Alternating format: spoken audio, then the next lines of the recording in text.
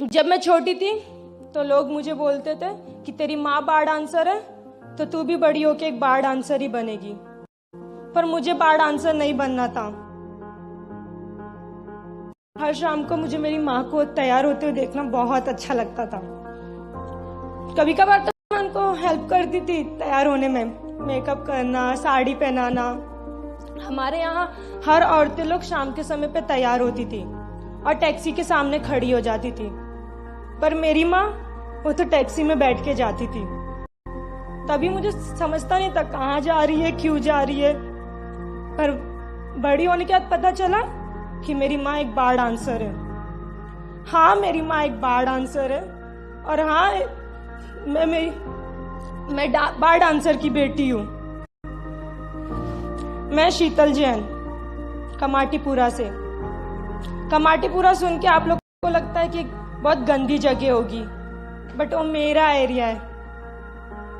जब मैं छोटी थी तो लोग मुझे बोलते थे कि तेरी माँ बार डांसर है तो तू भी बड़ी होके एक बार डांसर ही बनेगी, पर मुझे बार डांसर नहीं बनना था और ना ही मेरी माँ चाहती थी कि मैं कभी बार डांसर बनूं। मेरी माँ बार डांसर होने के कारण से मुझे कभी कुछ प्रॉब्लम नहीं हुआ। बचपन में बस एक ही बात खनकती थी, हर शाम को मेरी माँ एक घर में नया आदमी लेके आती थी और उन्हीं आदमियों में से एक आदमी मेरी माँ का बिना शादी किया हुआ पति बन गया और मेरे भाई का पिता। उसी ने मेरा सेक्सुअल अब्यूज किया था। एक बार नहीं, बार बार। उस टाइम पे मुझे नहीं समझता था कि एग्जैक्टली वो मेरे साथ क्या कर रहा है, क्यों कर रहा है। पर जब मैं क्रांति में आई तब मुझे पता चला इसको सेक्सुअल अब्यूज बोलते हैं और इसमें मेरी कोई गलती नहीं थी। क्रांति एक एनजीओ है जो डॉटर ऑफ सेक्स वर्कर के साथ काम करता है to become agent of social change. मैं बचपन में बहुत अलग अलग हॉस्टलों में रही हूँ, हर एनजीओ में भी रही हूँ और हर लोग मुझे यही बोलते थे कि तो तेरी माँ की आइडेंटिटी मत बता, तुझे बताना नहीं चाहिए, इसमें तेरा ही नुकसान होगा। पर मैं सोचती थी क्यों नहीं बताऊं मैं। मेरी माँ भी तो एक मेहनत ही तो करती थी, स्टेज पे नाचती थी।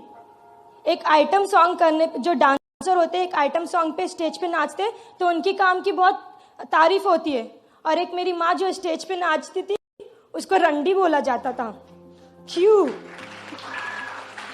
मेरी माँ का काम का उसकी कला को क्यों इज्जत नहीं मिलती थी। मैं अलग अलग एनजीओ में रहने के कारण से मेरी ठीक से कभी पढ़ाई नहीं हुई। मैं चौथी में थी, देन 7वीं में थी, फिर एक एनजीओ में गई, वहां पे मैं 10वीं में थी।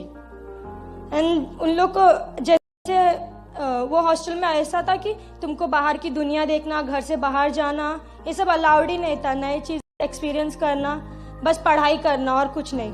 जैसे हर एक टीनेजर में बहुत सारे लोगों का बॉयफ्रेंड होता है, वैसा मेरा भी उस टाइम पे था। और जब उनको पता चला तब उन लोग ने मेरी पढ़ाई लिखाई बंद करा दिया और मुझे घर पे बैठा दिया। तब मैं 10वीं में थी।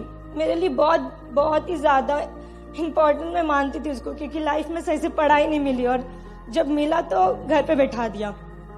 और मुझे घर में बैठना बिल्कुल नहीं पसंद था, मुझे कुछ करना था अपनी लाइफ में। एंड तब मैं वापस से क्रांति में आई। क्रांति एक ऐसा स्पेस है जहाँ पे तुमको थेरेपी मिलता है, तुमको नए नए चीज़ एक्सपीरियंस करने मिलते हैं, खुद से ट्रैवलिंग अकेले करना मिलता है, इंटर्नशिप करना मिलता है, सब कुछ। और यही करते करते मुझे मेरा पैशन पता चला, ड्रम।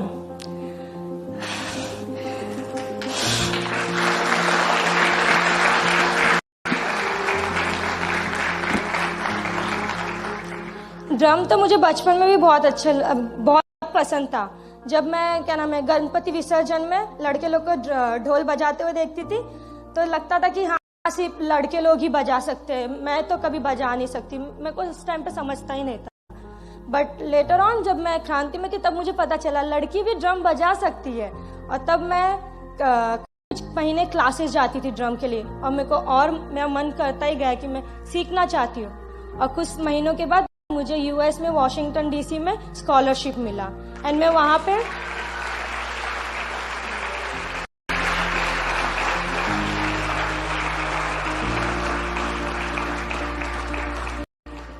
और मैं वहाँ पे 10 महीना थी। वहाँ पे सीखा, नए नए चीज़ एक्सपीरियंस किए। अब जब मैं सपने देखना सीख गई हूँ, मुझे सपने देखना अच्छा लगता है, तो मेरा एक और सपना है कि मैं मेरे एरिया में कमाटीपुरा में एक अपना खुद का स्कूल खोलूँ, जहाँ पे मेरे जैसी लड़कियाँ लड़के सब लोग आके ड्रम सीखे, म्यूज़िक सीखे, जो उनको सीखना है। जैसे मुझे रियलाइज़ हुआ कि मेरा बैकग्राउंड है, मेरा बैकग्राउंड मेरा वीकनेस नहीं है, बल्कि वो स्ट्रेंथ है। वैसे मैं चाहती हूँ कि हम जैसे लोग अपने बैकग्राउंड को दबाए ना, बल्कि खुले आसमान में उड़े, क्योंकि ये आसमान हमारा भी है।